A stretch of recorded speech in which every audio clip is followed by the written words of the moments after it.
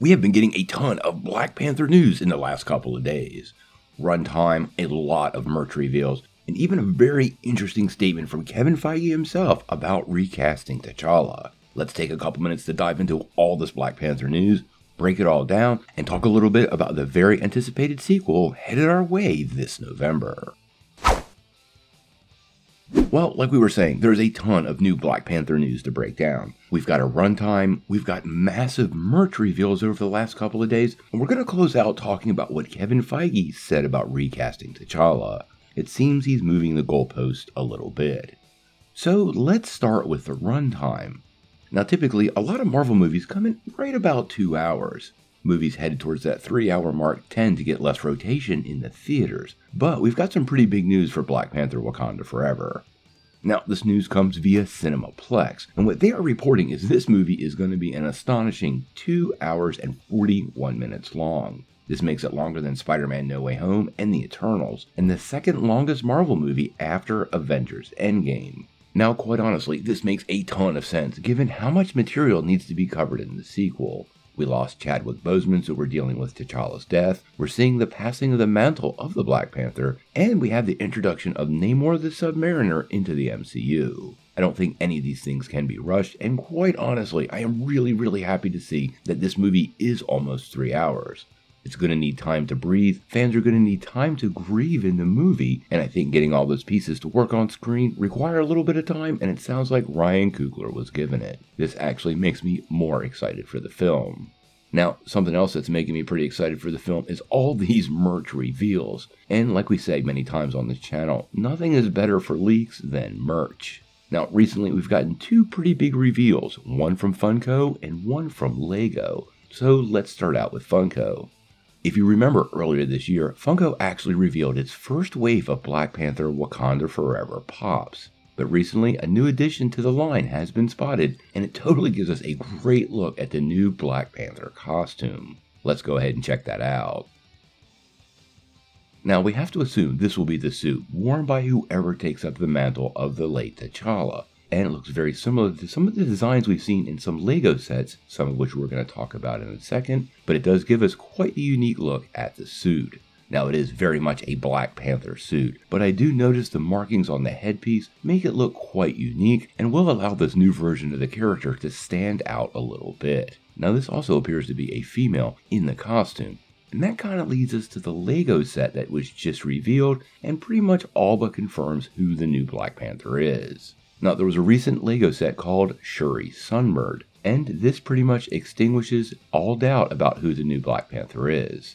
Now, in the set, it appears totally that Shuri is in the Black Panther costume, although she doesn't have the mask. There has been multiple Lego sets revealed that show Shuri decked out in this specific costume. Now, in this set, we got Nakia, and in another set, we got M'Baku and Okoye. Basically take them out of the running and leaving her, by process of elimination, as the person who's taking up the mantle. We should get a much closer look at this merch as we move forward. The Funko Pops are now showing up in stores, and those Lego sets are due to hit on October the 1st. Now, many fans have speculated for a while that Letitia Wright would indeed be the new Black Panther. There has been some behind-the-scenes drama. In case you didn't know, she's been a little bit outspoken about her vaccination status, and this has led to some speculation that there was some reshoots for the end of the film that'll see her pass the mantle to someone else. I really don't know if this is true, but I do indeed believe that she will take up the mantle in the upcoming movie and be the Black Panther, at least for this feature. Now, how long she holds the title, we'll have to wait and see. There are a couple of other candidates that could take up the title. I know a lot of people want to see Winston Duke's M'Baku, but I honestly think recent news from Kevin Feige may have given us a bit of a clue what's happening moving forward. As many of you know, there has been a pretty big movement to recast T'Challa. There's a massive petition that's been making the rounds, and there are many people that indeed feel like the character should be recast. Now recently, Kevin Feige took a little time to talk to Empire Online, and he explained the decision not to recast the Black Panther's franchise lead, even with all the fan pushback. This is what he had to say.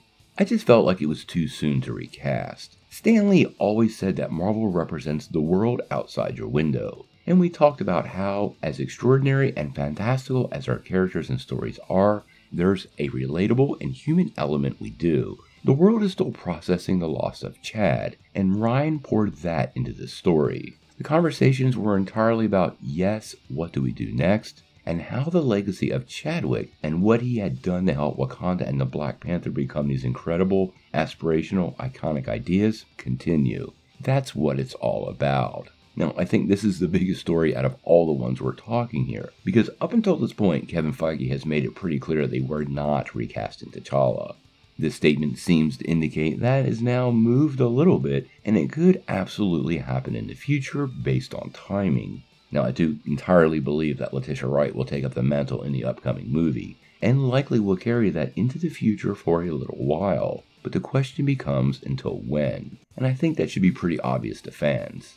As we close out Phase 6, we know we are getting Avengers Secret Wars, and this will see the culmination of a massive multiverse war in the MCU. At this point, we will have multiple variants of several characters existing probably all in the same battle world scenario. When this happens, this will indeed allow Marvel to recast multiple characters, including Black Panther, and give the Marvel Universe a semi-soft reboot, moving forward in any way they need to do this. Now, I don't think this will be limited to Black Panther, by the way. I actually think we could see recastings for Natasha Romanoff, Tony Stark, and Steve Rogers, formerly played by Scarlett Johansson, Robert Downey Jr., and Chris Evans. And there hasn't been an opportunity to do that yet, but Secret Wars literally is the perfect chance, and I don't think Marvel will miss this. Now, we're likely to get a lot of Black Panther news over the next couple of weeks as we close in on the release date. The movie is about 6 weeks out, and this is when we start getting the phase of clips, more trailers, and even some early previews, so keep your eyes peeled and hit that like and subscribe button and you'll get all the updates. But until you know more, what do you guys think? How do you feel about Black Panther Wakanda Forever being almost 3 hours long? And do you believe Letitia Wright Shuri will hold the title of Black Panther for a long time? Or when we get to Secret Wars, Marvel will indeed recast the character? Tell me what you think in the comments below. If you like this video, make sure you hit like, click subscribe, and if you don't ring that bell, you won't get any updates. Peace.